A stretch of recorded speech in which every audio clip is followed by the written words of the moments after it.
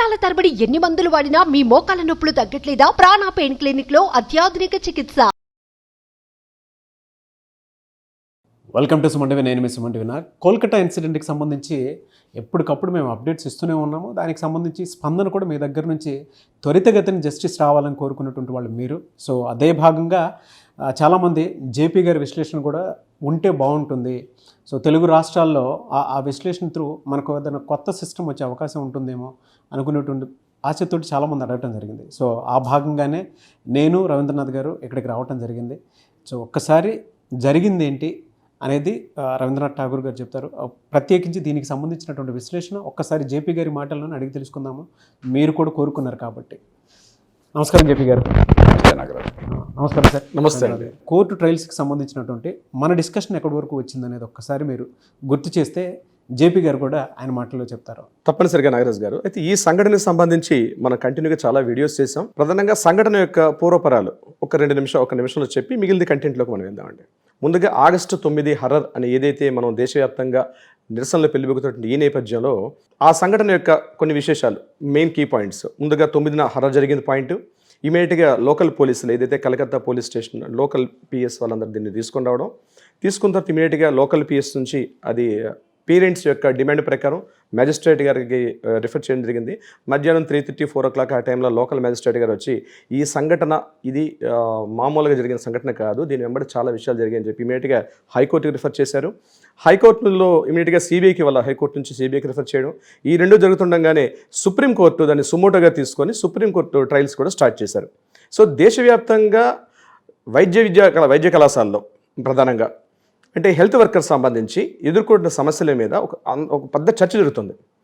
ఇటువంటి సందర్భంలో ప్రోగ్రెస్ ఎలా ఉంది, సుప్రీంకోర్టులో ట్రయల్స్ ఎలా ఉన్నాయి, ఇమీడియట్గా లోకల్గా ఉన్నటువంటి మమతా బెనర్జీ గవర్నమెంట్ తీసుకునే నిర్ణయాలు కొన్ని చారిత్రక తప్పిదాలు కూడా తీసుకున్నట్టుగా మనకు కనిపిస్తుంది. సో దీనికి సంబంధించి జయప్రకాష్ నారాయణ గారు అనుభవజ్ఞులు, అపార అనుభవం ఉంది కాబట్టి, ముఖ్యంగా ప్రజాస్వామ్య ప్రభుత్వంలో ప్రజాస్వామ్యం నిలబడాలి అని గట్టిగా పోరాడుతున్న వ్యక్తి కాబట్టి, ఈరోజు జరుగుతున్న సంఘటనలు ఏంటంటే ప్రజాస్వామ్యం పూర్తిగా తమకున్నటువంటి రాజకీయ బలంతో పూర్తిగా సర్ప్లస్ చేస్తున్నారు, తొక్కేస్తున్నారు. నిన్న జరిగినటువంటి నిబ్బన్ అభిజన్ ర్యాలీ కూడా అదే జరిగింది. ఇక్కడ జయప్రకాష్ నారాయణ గారు సుప్రీంకోర్టు క్లియర్గా గైడ్లైన్స్ ఇచ్చిందండి.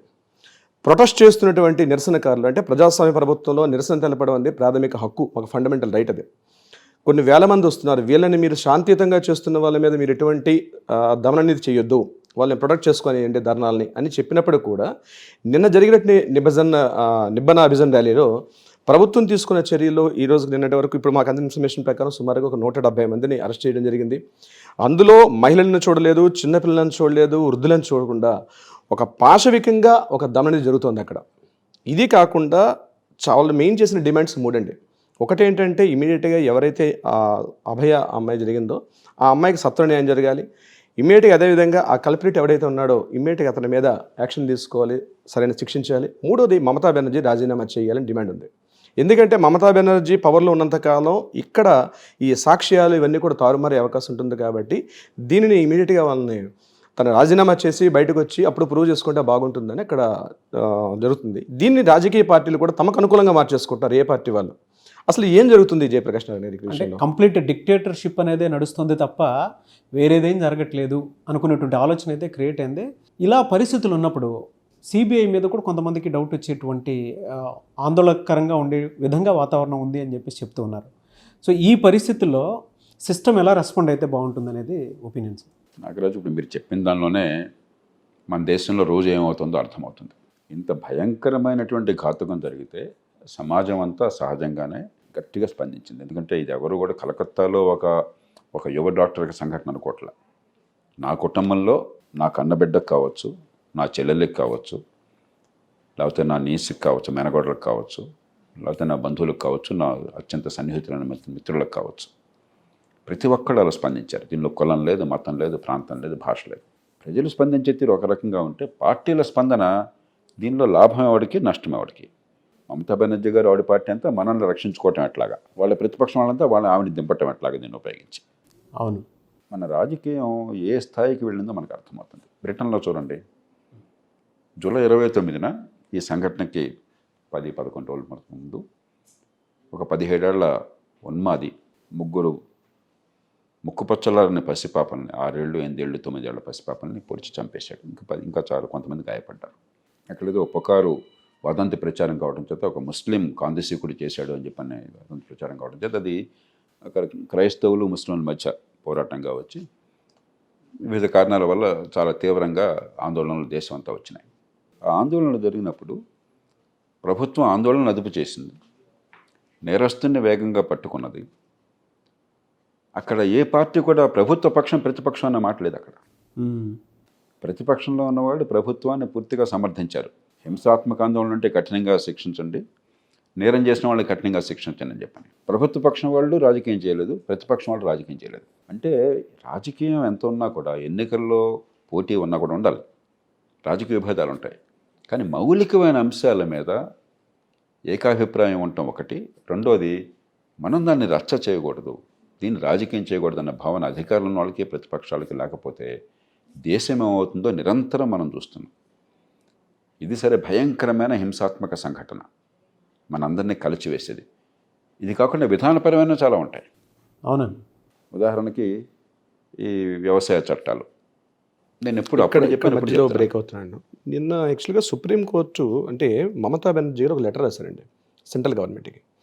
ఆ లెటర్లో ఏమనుందంటే, మాకు సత్వరం జరగాలంటే మాకు ఫాస్ట్ ట్రాక్ కోర్ట్స్ ఏర్పాటు చేయండి అని మమతా బెనర్జీ ఒక 1 వీక్ బ్యాక్ రాశారు. ఎవరు ఏర్పాటు చేస్తారు అది? అయితే దీని మీద ఇమీడియట్గా స్పందించారు child welfare department chief secretary అయినటువంటి అన్నపూర్ణాదేవి గారు రెస్పాండ్ అయ్యి, అసలు మేము మీ రాష్ట్రంలో 123 ఫాస్ట్ ట్రాక్ కోర్ట్స్ ఏర్పాటు చేస్తాం అని చెప్పి మొత్తం డేటా అంత ఇచ్చారండి. అంటే ఇన్ని ఫాస్ట్ ట్రాక్ కోర్ట్స్ ఉన్నప్పుడు కూడా ఎందుకు ఇక్కడ మహిళలకు మనకు న్యాయం జరగట్లేదు? నాకు ఏంటంటే విచిత్రంగా కనిపించేది, రాష్ట్రాలకు ఉన్న అధికారాలను మీరు చూసినట్లయితే 7వ షెడ్యూల్లో రాజ్యాంగంలో 2వ జాబితాలో రాష్ట్రాల అధికారాలు, దానిలో మొట్టమొదటి అధికారం బాధ్యత శాంతి భద్రతలు. అలాగే న్యాయ వ్యవస్థ, ఈ సబార్డినేట్ కోర్ట్స్ కానీ న్యాయ వ్యవస్థ కానీ మొత్తం రాష్ట్రాల చేతుల్లో ఉంది. అవును. హైకోర్టు అయినట్టయితే, సుప్రీంకోర్టు అయినట్టయితే మీరేం చేయలేరు. కానీ న్యాయస్థానంలో కొత్తగా ఏర్పాటు చేయడం కానీ మరొకటి కానీ హైకోర్టుతో కూర్చుని రాష్ట్రంలో ఏర్పాటు చేసేసుకోవచ్చు.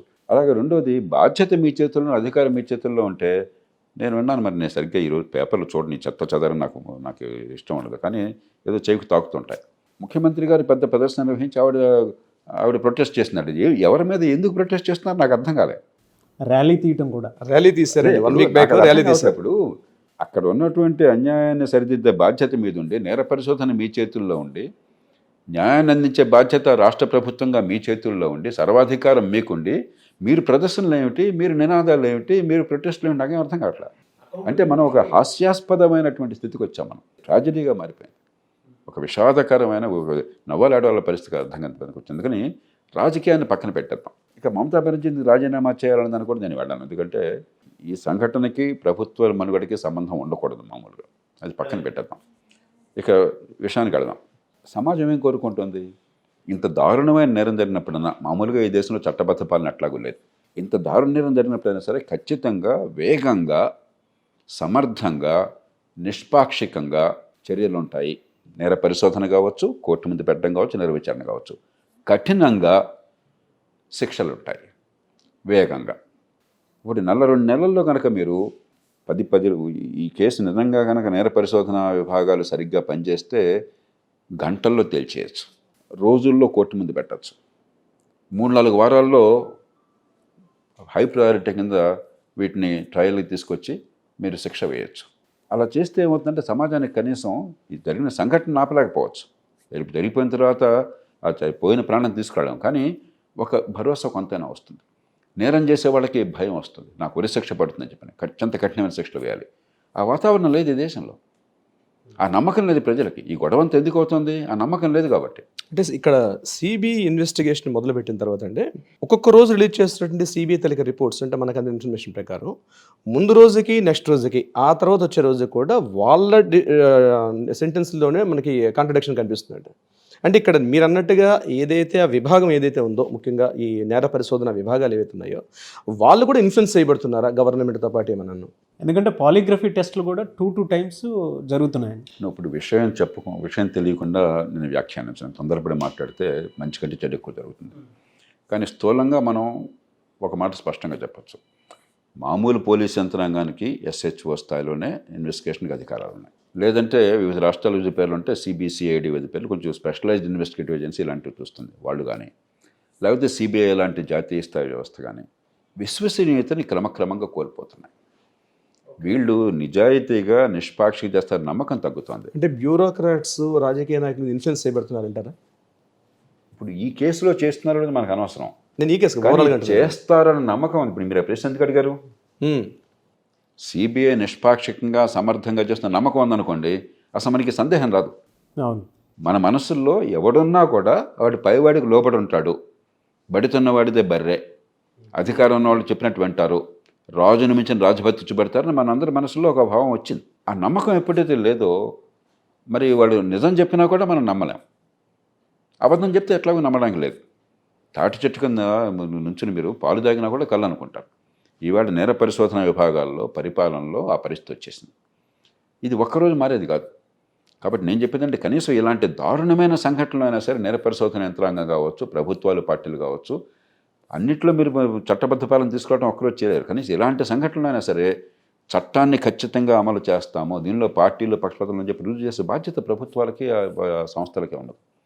ఇక్కడ కూడా విఫలమైనట్టయితే ఇంకా అరాచకత్వం మిగులుతుంది. ప్రజలకు పూర్తిగా విశ్వాసం పోతే ఈ వ్యవస్థ మీద రేపు పొద్దున బంగ్లాదేశ్ లాగా మరో చోట్లగా జరిగితే అది కాదుగా పరిష్కారం దేశానికి. అవును, అరాచకత్వం వస్తుంది. కాబట్టి ఇప్పుడు వేగంగా చేయవలసింది చాలా త్వరగా కఠినంగా వీళ్ళకి శిక్ష పడే ఏర్పాటు జరగాలి. 2-3 నెలల లోపల జరగాలి. అంటే 2-3 ఇప్పటికే 3 వారాలు అయిపోయింది.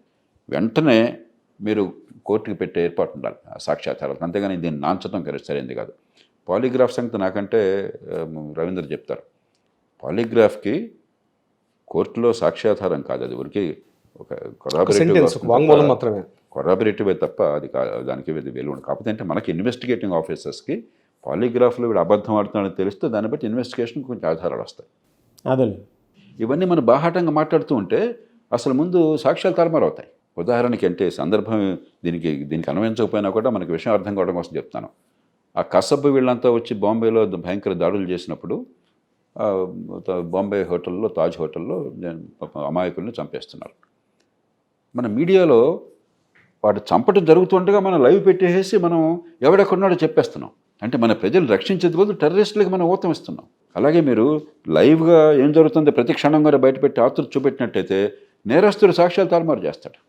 అయితే ఇక్కడ ప్రజాస్వామ్య ప్రభుత్వం అండి దిశ సంఘటన జరిగింది. అప్పుడు జరిగిన సంఘటన మనకు బాగా తెలుసు.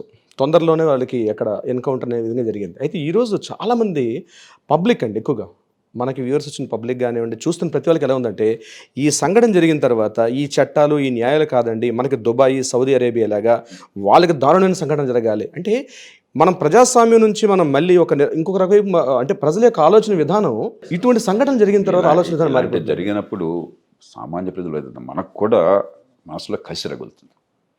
ఎందుకంటే సమాజానికి కొన్ని మౌలికమైన కట్టుబాట్లు ఉంటాయి.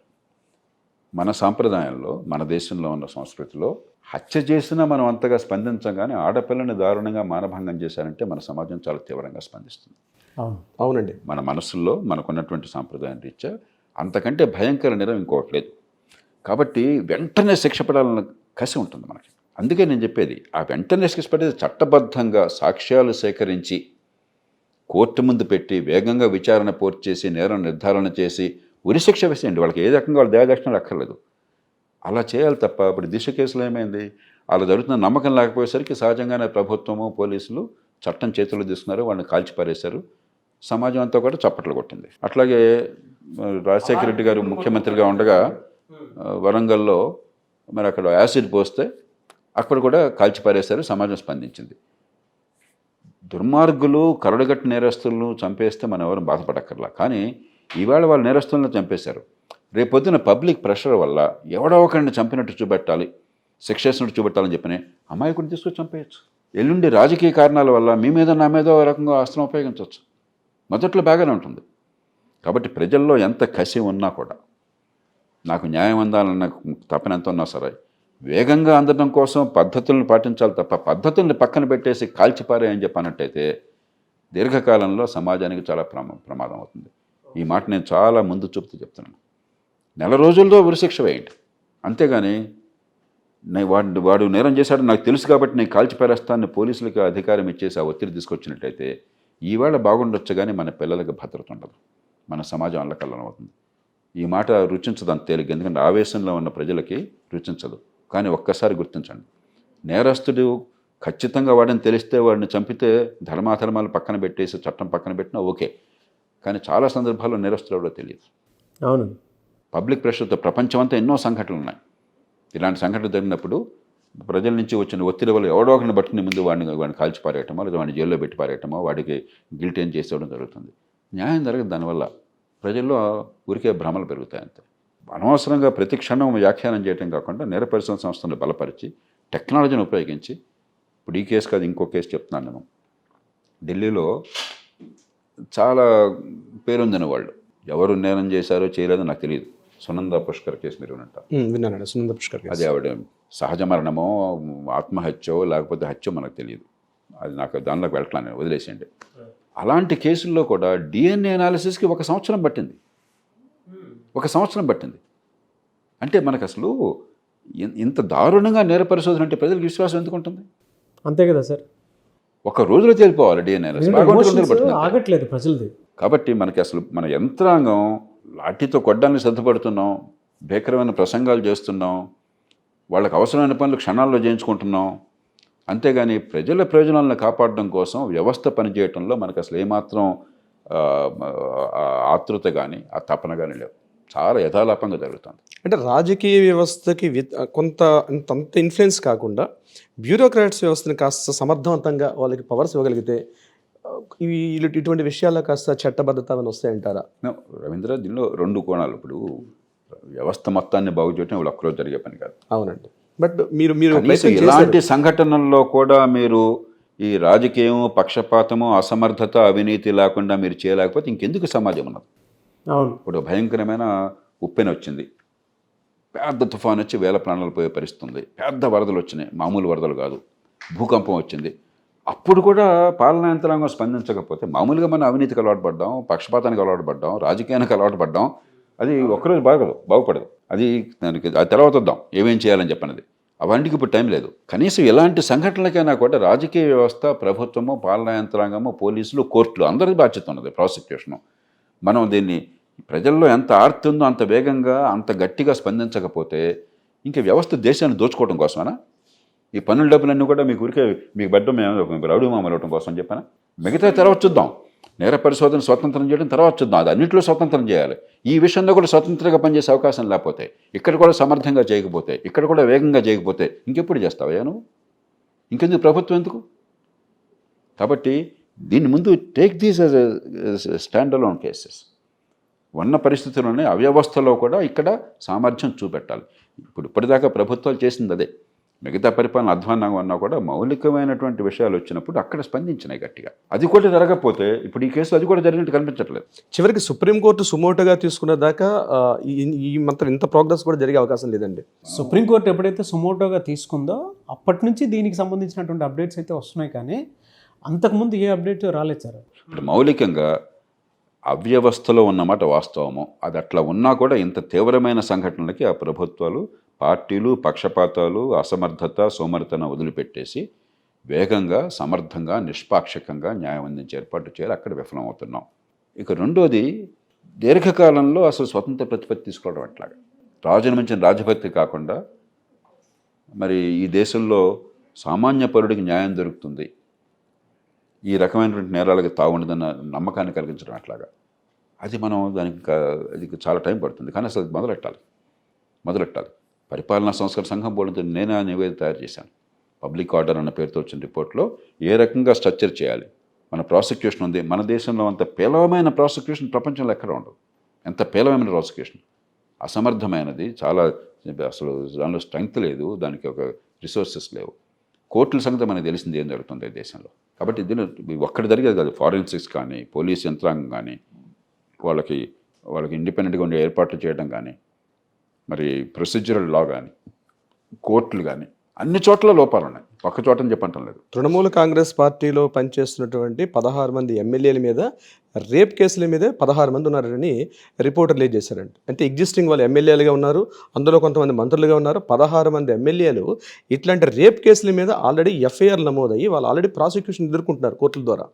అటువంటి వ్యక్తుల్ని క్యాబినెట్లో తీసుకోవడం కానీ, ఎమ్మెల్యేలుగా ఉండడం కూడా సమర్థనీయం కాదండి. అంటే దీని మీద ఒక మార్పు అన్నది ఎలాంటి మార్పు వస్తే బాగుంటుంది అంటారు? దీనిలో నేను చెప్పాను కదా, ఈ 5 పోలీసులు, ఫారెన్సిక్స్, ప్రొసీజర్స్, ప్రాసిక్యూషన్, కోర్ట్స్, 5టిని సమూలంగా మార్చాలి. మనం కావాలంటే చాలా సుదీర్ఘమైన చర్చ పెట్టుకోవచ్చు. ఉదాహరణకి నేను 2 ఏళ్ల క్రితం 9 రోజుల కాన్ఫరెన్స్ జరిపాను దీని మీద. ఇవి ఎంత సంక్లిష్టమైనవంటే ఈ మార్పులు కావాల్సింది ఒక నిమిషంలో ఆషామాషిగా ఒక మాట్లాడితే అయిపోయేది కాదు.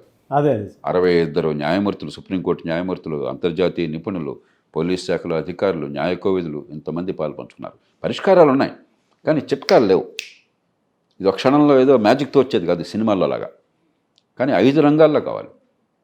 పోలీసుల్లో నేర పరిశోధనని స్వతంత్ర ప్రతిపత్తి ఇవ్వటం ఎట్లా, పోలీసుల సామర్థ్యాన్ని పెంచడం ఎట్లా, ఫారెన్సిక్స్ తీసుకొచ్చి ఊరికి బడితో బాధిపారేసి కన్ఫెషన్ కాకుండా నిజంగా విచారణ నిష్పాక్షికంగా నిజాయితీగా జరిగే ఏర్పాటు చేయటం ఎట్లా, అమాయకుడిని రక్షించడం ఎట్లా, ప్రొసీజర్లు మార్చడం ఎట్లా, ప్రాసిక్యూషన్ బలోపేతం. అన్నిటికంటే ప్రపంచంలో ఏ దేశంలో మీరు అమెరికా తీసుకోండి, బ్రిటన్ తీసుకోండి, ప్రాసిక్యూటర్ మొత్తానికి కీ.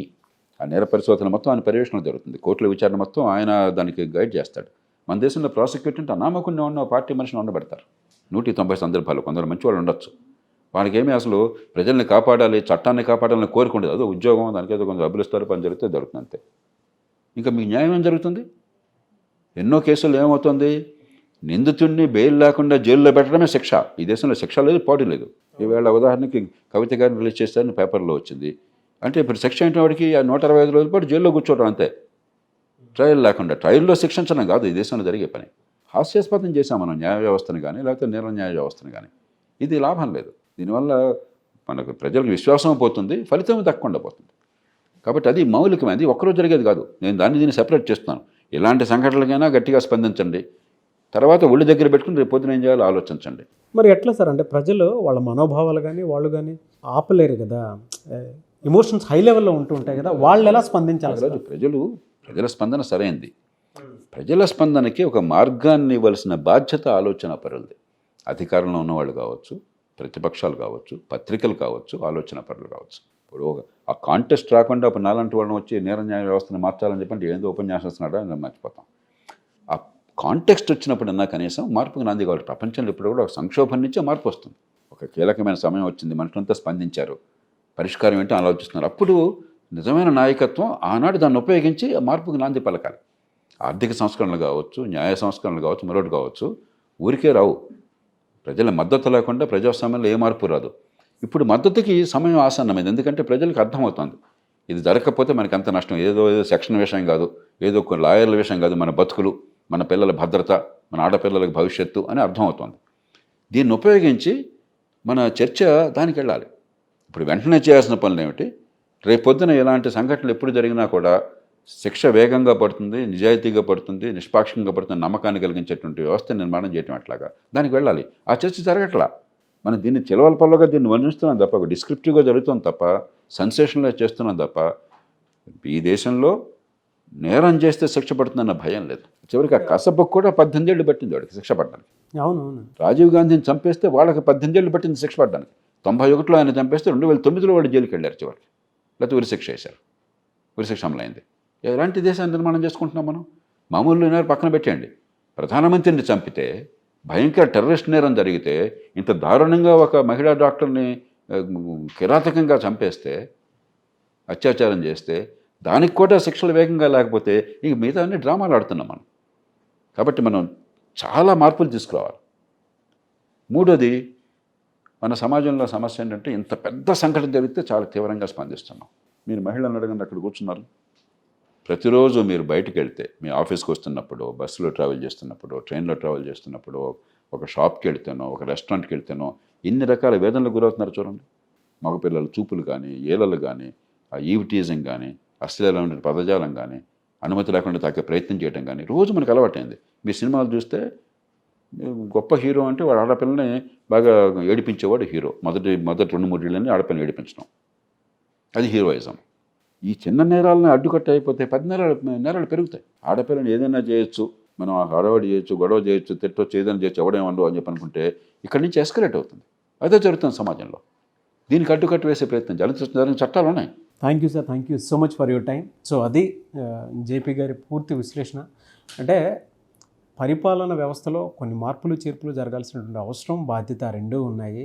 ఈ రోజుకి ఈరోజు ఓవర్ నైట్లో దీనికి ఇది జరగాలి అనుకున్నటువంటి న్యాయ వ్యవస్థ కంటే కూడా పటిష్టమైనటువంటి న్యాయ వ్యవస్థను బిల్డ్ చేయాల్సినటువంటి అవసరం బాధ్యత ఉందని చెప్పేసి చెప్తున్నారు ఓవరాల్గా ఇన్సిడెంట్కి సంబంధించింది అయితే. Anyway sir, thank you so much JP sir. Thank you so much sir. Thank you so much.